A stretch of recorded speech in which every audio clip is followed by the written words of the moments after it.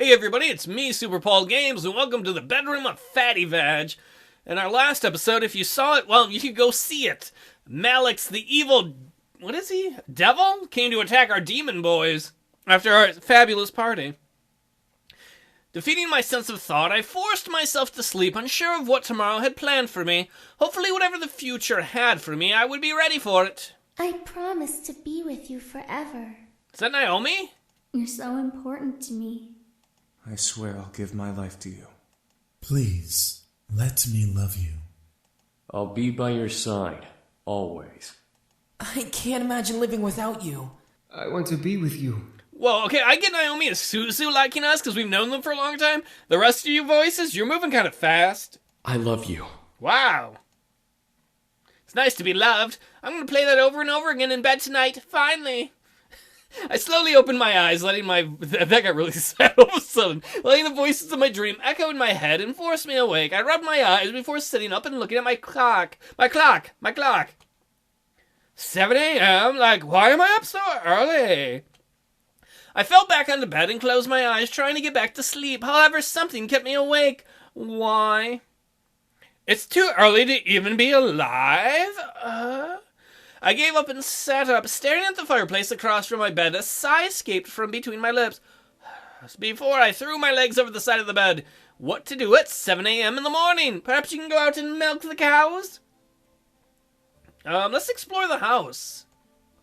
I decided it was a good idea to wander around the house. I never really explored it much as a child, so there were bound to be new surprises. Maybe we'll find out why our grandfather had magic? Well, come on, feet. Let's walk. Let's go on an adventure. Adventure time, feet. I stood and exited my room, hoping the boys were still asleep. I began to wander the halls on my end of the house, opening each door to find out which each door led to. Quickly, I found an old office. A desk and a chair sat by the far side as a large bookshelf of documents and memorabilia donned its nooks and crannies. I hope we don't find Grandpa's porn collection. There were a couple of pictures of me growing up peeking from the shelf as I walked further into the roof. Like, pictures of her, like, the pictures are peeking up from the shelf, or pictures of her peeking. Like, there's her peeking from behind a house and behind a car. I don't believe I've, like, been in here before. I tried to recall memories of ever seeing this room, coming up with nothing as a result. This room was new to me. Did I want to disturb the furniture? I'm like curious and shit. I gently opened the shelves and any drawers I saw in the room, and a couple of them were books and even sewing kits. I assumed they were used for my grandfather's toys, so I left them alone. One drawer, however, was locked, no matter how many times I pulled. Come on, like, open already. Nothing would budge it. I was thinking of boy bulges. The drawer beside it, though, did, revealing a laptop. Now we're gonna find Grandpa's porn.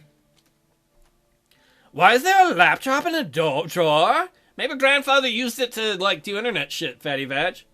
I lifted it from the drawer and carried it over to the desk and chair. Opening it, it was a high-tech laptop with a retina scanner as a pass lock. Well, I guess we gotta dig up Grandpa and pop his eyes out. I was not sure whether to try to unlock it or not. We might as well try. What do we got to lose? As long as it doesn't, like, blind us with lasers.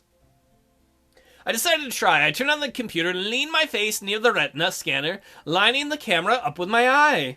To my surprise, I heard a ping come from the computer before the screen opened to a desktop.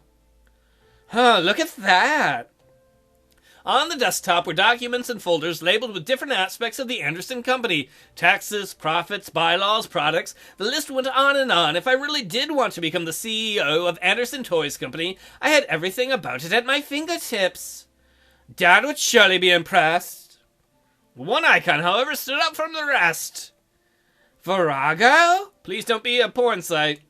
I double-clicked the icon. No window came up. Instead, I heard a large click from the drawer that was locked. Grandpa, you are cool! So you've got, like, remote lock access on your laptop. Like what the? I slowly left my seat and walked over to the drawer, attempting to open it again. I slid open smoothly. It slid open smoothly. I slid open smoothly. That's what I'm going to do when I get near James. Ooh. It slid open smoothly in the direction of my pulling hand, revealing two books. One was a plain black journal with a tie to keep it closed. The other was bound in leather with cryptic symbols all over the cover. I took out the journal, skimmed through it, seen my grandfather's notes. They were all detailed explanations and opinions on his findings on demon magic. Maybe the demons were his lovers. He really did know about magic.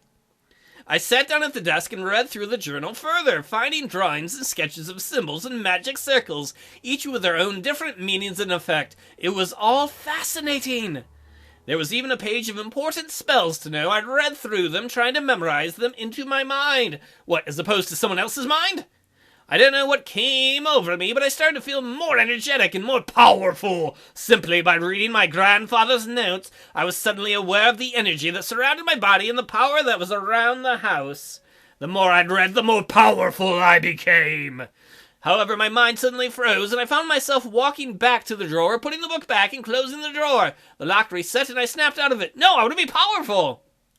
Huh? Like what? I shook my head and looked at the drawer, realizing what I had done. I walked over to the desk to reopen the lock, but suddenly felt the need to stop. Did the book take over my mind? Is my grandpa like Sauron or something? Something held me back and didn't want me to pry any more than I already had. I was curious beyond belief, but I obeyed my thoughts for now. Eventually I would come back and look into it.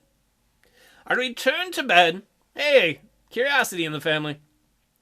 Feeling the weight of the morning drag me under my covers to try sleeping again. I had energy, but I wanted more sleep. It was Sunday, and nothing was happening today. Are you kidding? Football's gonna be on, girl. Come on, eyes. Let's get back to sleep. I shut my eyes and tried to slow my breathing. Don't slow it so much that you die. That'd be problematic. I looked at my phone to check the time once again. It was noon, yet it felt like I had slept for much longer. Why is time going so slowly?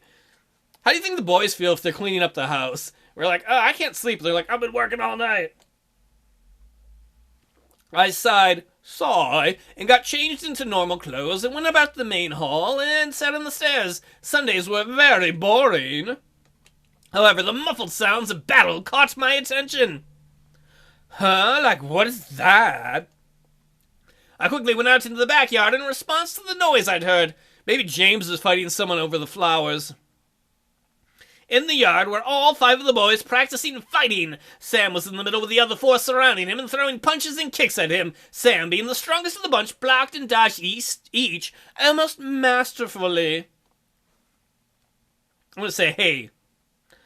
Look at them all look at me like, what? All at once, the boys looked at me, frozen in their movements. I just stood at the doorway, staring at them after my outburst. James was the first to break away from the group, stepping towards me. Good morning. We apologize if we woke you up. Oh, James! No, it's like fun and stuff, you know. I was having a hard time sleeping anyway. I've been awake for a while now. I'm sorry if I interrupted your man times. It's quite all right. We needed to stop anyway. We don't want to overwork Sam. Oh, come on, I can handle more than those pity punches. Punch him in the nads. Your mind seems grateful that we've stopped. Shut up, Damien. Aha, Damien can read your mind.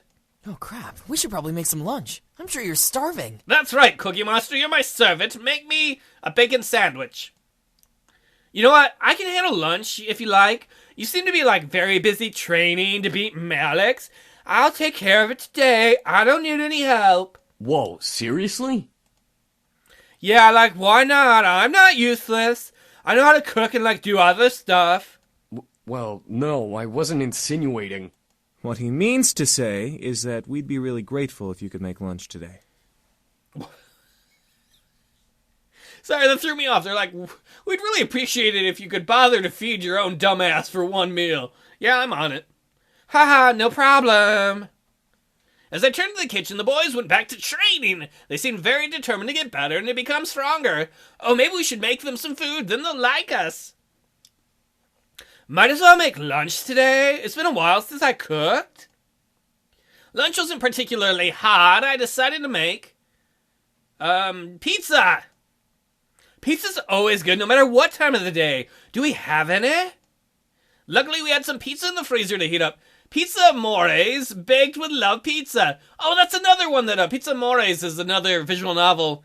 I believe Michaela did. Let's play that too. It's somewhere on my channel. Probably in my Dating Sims miscellaneous list. Had all the makings of the pizza types, including Pepperoni, sausage, mushrooms, and extra cheese. Just top it, bacon, and serve it. I'd have to get more later. Pizza's like always good, no matter what time of day. Do we have any? Oh, I hit backwards. I placed the food in the dining room, however, none of the boys were there by the time I brought the final dish out. I carried the dish to the main lobby, catching the boys separating into different rooms of the house. I made you bastards some food? Part of me wanted to go to one in particular. The other part of me wanted to just leave them be and take the food in my hand to my room and eat. Maybe I could go out today while the boys were focusing on training. I'm gonna go find one of the boys and give them food. Can you guess which one? I quickly rushed back and grabbed a second food dish before hunting down one of the boys. I found, even the game knows at this point, it doesn't ask, it's like, you wanted James. Yes. I found James in the library, sitting in one of the comfy leather seats, reading a book. As I stepped in, James looked up at me before closing the book and standing. Oh, hello. Oh, James. Hey, like, James, I got some lunch. Maybe you can put it in your mouth, and then put something of mine in your mouth? Ha! I'm just kidding, but not really. That is very kind of you. Thank you. James took his food and sat back down, placing the book he was reading on the table in front of him and setting the dish on his lap. Oh, I wish I was on his lap. I'm sorry. I should have asked you first before exploring the house and finding this room. You should have, James, but it's alright. Huh? Oh no, like, you're fine, ha! Remember, you live here too, so any room besides mine is free to be in. Maybe mine too, I don't know. Still, you're the master of the house. I should have asked. It's fine, really. James nodded at me with an understanding smile before eating his food. I followed along and ate with him, taking the open chair beside his. We ate in silence, listening to the ambience in the room. Soon, however, I began to feel a little restless. I'm going to check out the book. Was that bad? I hope that was good. I hope that wasn't bad. I put my food down on the table and lifted the book to examine it. Love and Romance, a study of intimacy? Oh, James. James let out a small, nervous cough before he stopped eating and placed his food on the table. Demons and humans are very different when it comes to affairs of the heart. I merely wanted to try learning a little more while I had the chance. I found that while I was looking around the room and had only just begun reading. James, you're an incubi, don't you know all about seducing? Or are you starting to get a crush on Fatty Veg? Love is like different to demons, like how so? Is it because you're an incubi, do you do it with lots of women, you're a whore? James smiled before crossing his legs, getting comfy for the small lecture he was about to give. Love isn't just a human emotion, miss. Demons like us feel them too. In fact, incubi and succubi feel emotions the most because of our link to sexual energy. However, we don't really experience love. We know of lust and passion. That's sort of sad, James. But passion drives love. Maybe you're in love with me and you didn't know? For humans, yes. For demons, it fuels our need to breed and increase the strength of our lineage as well as quells the hunger we have for sexual energy. It's very hard for us to develop feelings from passion, despite how easy it may logically seem. Believe it or not, James, humans aren't that different in many cases. You hunger for, like, energy? I could tell it struck a nerve with James as I mentioned the word hunger. His arms twitched, obviously wanting to do something other than remain on the armrest of the chair. Oh, I was thinking about him touching my chest. He continued speaking regardless. Sexual energy is our natural food source and is one of two ways to keep us alive. In the abyssal planes, there are many demons to feed off of who are always willing to give their energy up, so sexual hunger is never an issue. In the human world, however, we've come to realize that getting energy is a little more difficult. Dude, you just gotta go to a nightclub. There's gonna be drunk whores all over the place. Can you touch a human for, like, their energy? Like you did with me? That only gives us so much. A touch is merely a taste, while intimate sex is a banquet for us. Oh, maybe I should feed you then?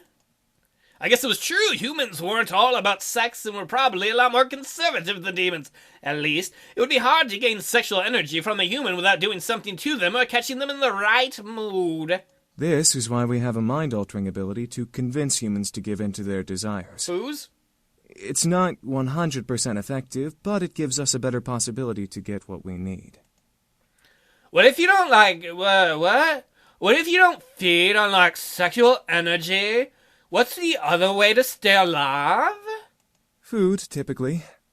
However, we're weak without actual sexual energy. Without sexual energy, we become less than human. We have no power nor moral consciousness. We basically start to become unfriendly. So you say you get grumpy and sexually frustrated without sex, and then you say you're less than human. So if you have a lot of sex, do you become more human than human?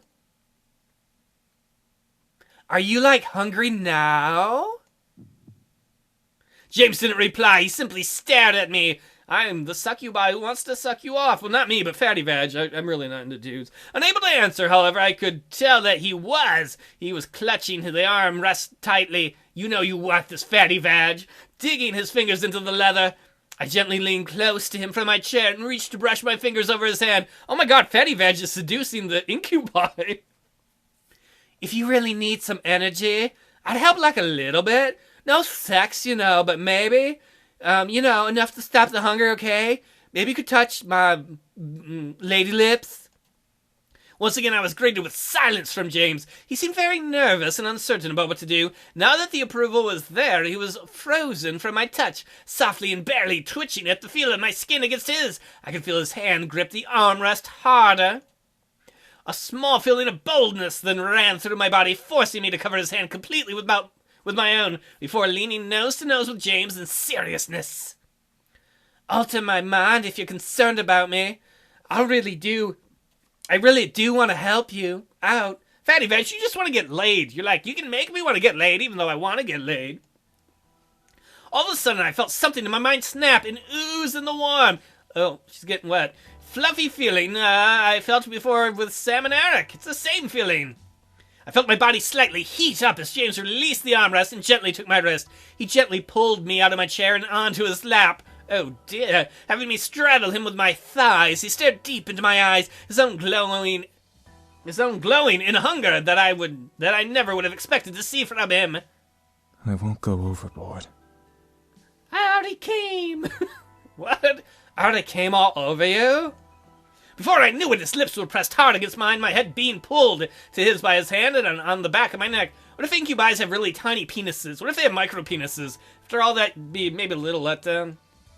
I gently moved my hands to his shoulders and chest, melting in his lap. See, I told you she was wet. And enjoying every feeling that ran through my body. I felt hot, desperate, and in need for more than just this kiss.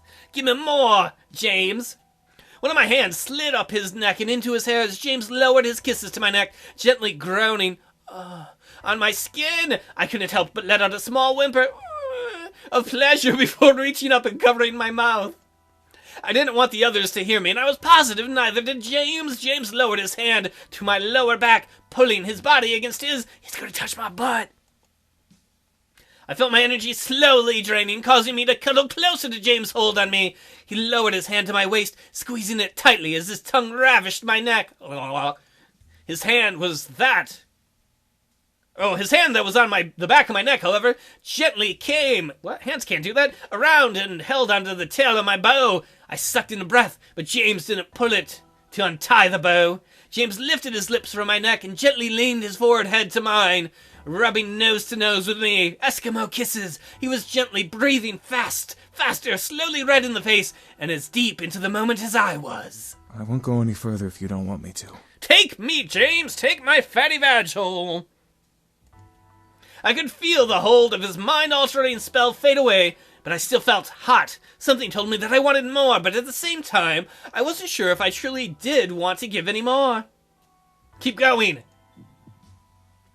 I opened the opportunity, and I was enjoying it as much as he was. I wanted more, and I was going to let him keep going. Give me your demon penis. You have to tell our dad soon that we're pregnant with demon babies. He promised not to go far, but this wasn't far enough for me. I gently leaned in and kissed him, giving him silent approval to keep going.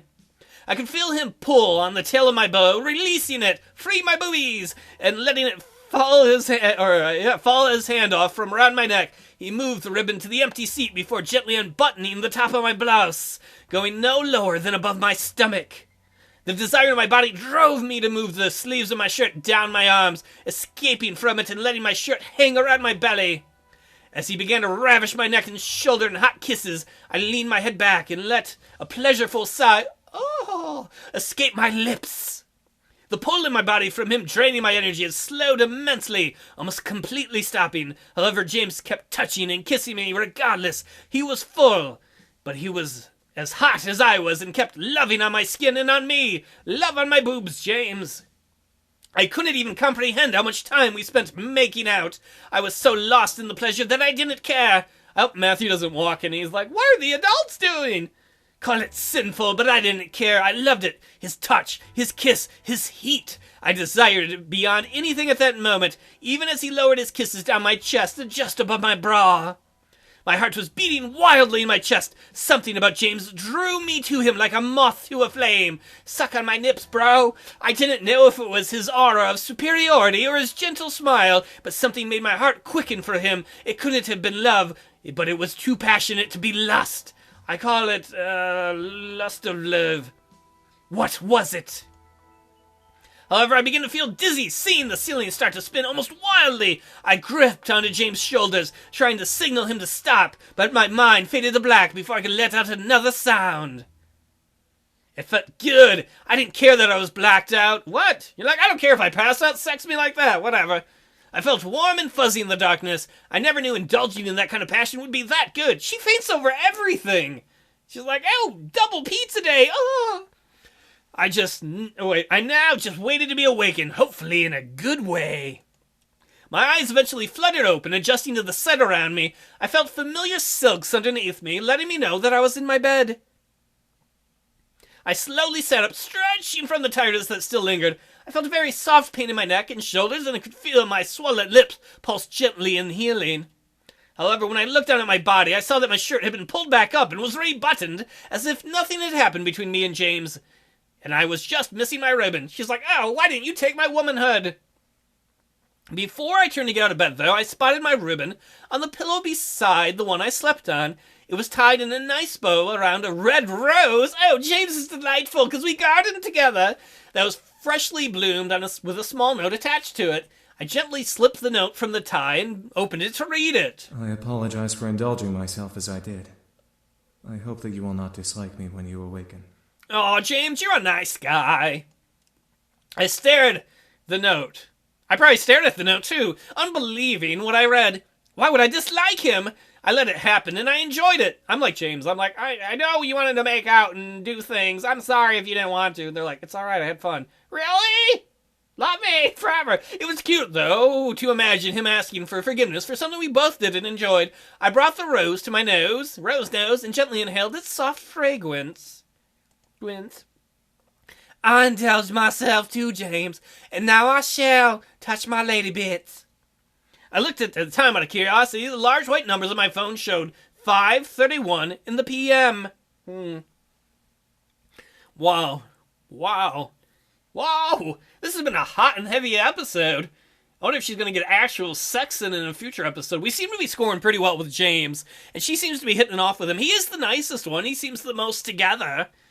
So, that was the end of this episode. I hope you enjoyed some sexual healing. I had fun with this. I'm really enjoying this. I will see you all in the next episode, I hope. Take it easy and make out with your own demons. That's probably a bad idea. Whatever. Bye.